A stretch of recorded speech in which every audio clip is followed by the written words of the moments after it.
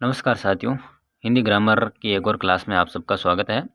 ये class third grade अध्यापक भर्ती यानी कि रीट मेंस, वीडियो एग्ज़ाम और high court fourth grade exam की दृष्टि से काफ़ी महत्वपूर्ण क्लास है।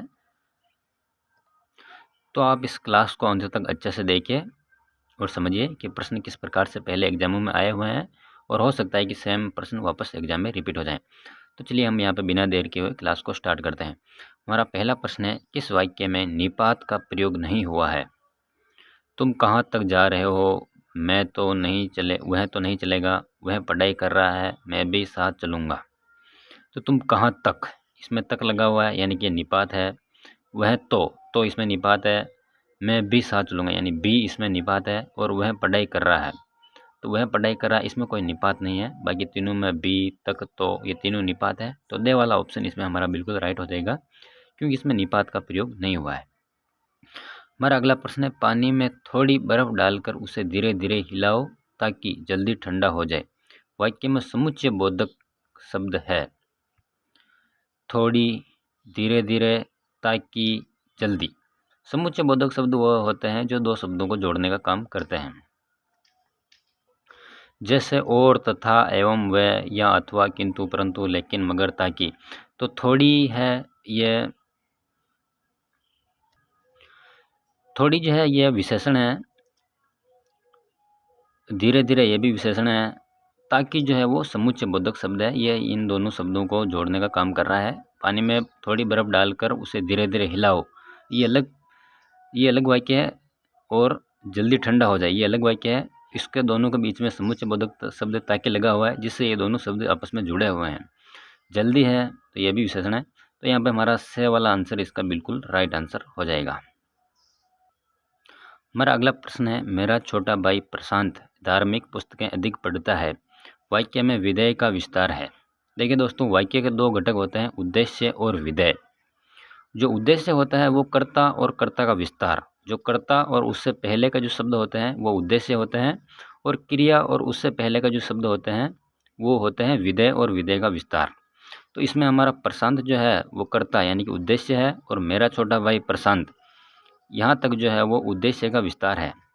और जो पढ़ता है वो शब्द क्रिया है, और जो धार्मिक पुस्तकें अधिक पढ़ता है इससे पहले का जो विस्तार है यह है विधेय का विस्तार।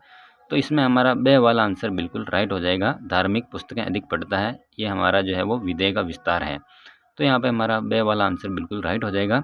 अगर आपको समझ में नहीं आया हो तो आप वीडियो को एक बार पीछे लेके वापस देख लीजिए और अच्छे से धीरे से देखिए, स्लो करके, तो आपको अच्छे से समझ में आ जाएगा कि उद्देश्य और विधेय दोनों क्या क्या होते हैं।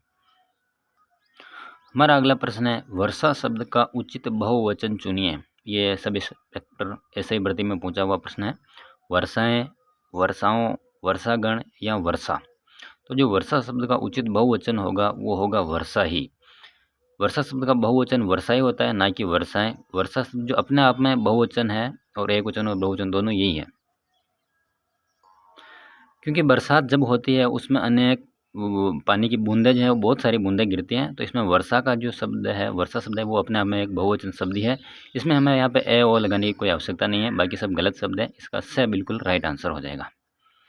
आगरा का बहुवचन होगा आगरे, अगेरे, आगरो, बहुवचन नहीं होगा। तो दोस्तों, आगरा शब्द का कोई बहुवचन नहीं होता है। ये आर टेट में पूछा हुआ प्रश्न है, यानी कि थर्ड ग्रेड एग्जाम में आया हुआ प्रश्न है। तो इसका कोई बहुवचन नहीं होता। आगरा जो है अपने आप में एक शब्द है।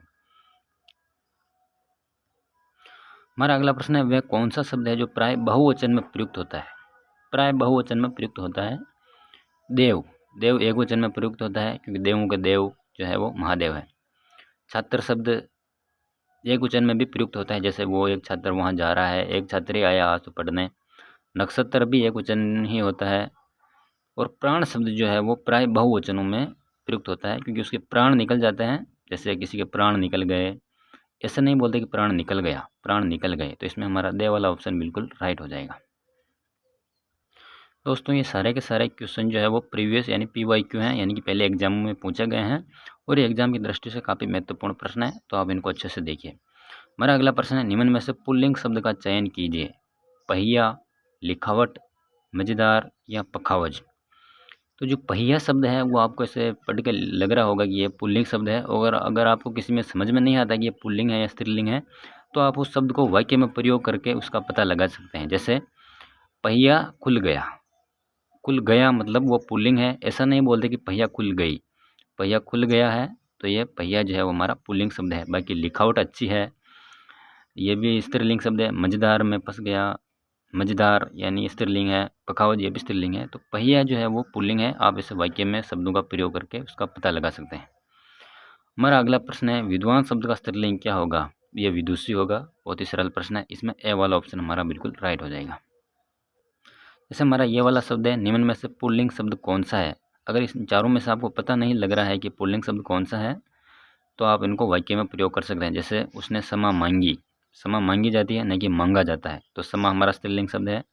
और घटना, घटना घटी है न कि घटना घटा है, तो घटना घटी है मतलब ये स्त्रीलिंग शब्द है।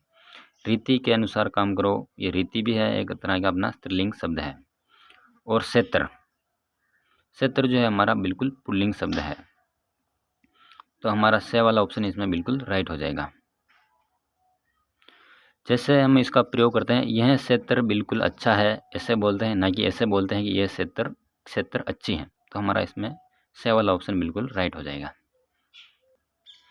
हमारा अगला प्रश्न है निम्नलिखित में से ऊपर वाला।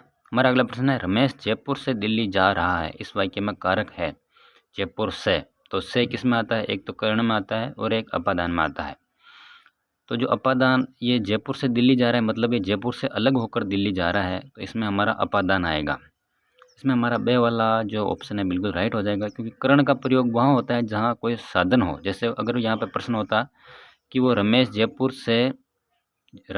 बस से दिल्ली जा रहा है, तो बस एक साधन है, तो वहाँ पे हमारा कर्ण जो है वो कारक आ जाता। बाकी ये इसमें जो है वो जयपुर से दिल्ली जा रहे हैं कि एक शहर से अलग होकर दूसरे शहर में जा रहे हैं, इसलिए यहाँ पे हमारा अपादान कारक आ जाएगा। इसमें हमारा बे वाला ऑप्शन बिल्कुल राइट हो जाएगा। हमारा अगला प्रश्न है निम्नलिखित में से कर्ता कारक वाला वाक्य छांटिए। मोहन को जाना है, शीला को रोटी खिलाओ, शाम को मत आना, या विमा को पुस्तक दे दो। दोस्तों ये काफ़ी कंफ्यूज करने वाला प्रश्न है। आप अगर ऐसे क्वेश्चन एग्जाम में आ जाते हैं तो वो कई बार आप लोग गलत कर देते हैं।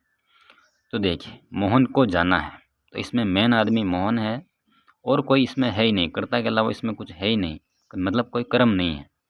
तो इसमें हमारा जो है ए वाला ऑप्शन बिल्कुल राइट हो जाएगा। अब मैं आपको बताता हूँ कि बे से दे क्यों नहीं होंगे। जैसे शीला को रोटी खिलाओ, तो अगर इसमें रोटी जो है वो कर्म है, तो यह है जो है वो कर्म कारक है।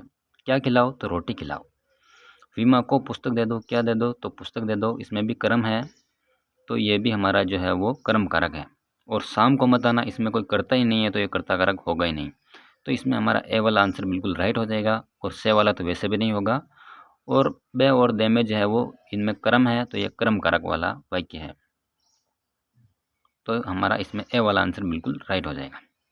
दोस्तों आशा करते हैं इसमें मैंने काफ़ी अच्छी तरीके से आपको प्रश्नों को हल करना है, यानी समझकर उनको राइट आंसर करने के बारे में बताया है। आशा करते हैं आपको ये क्लास अच्छी लगी होगी।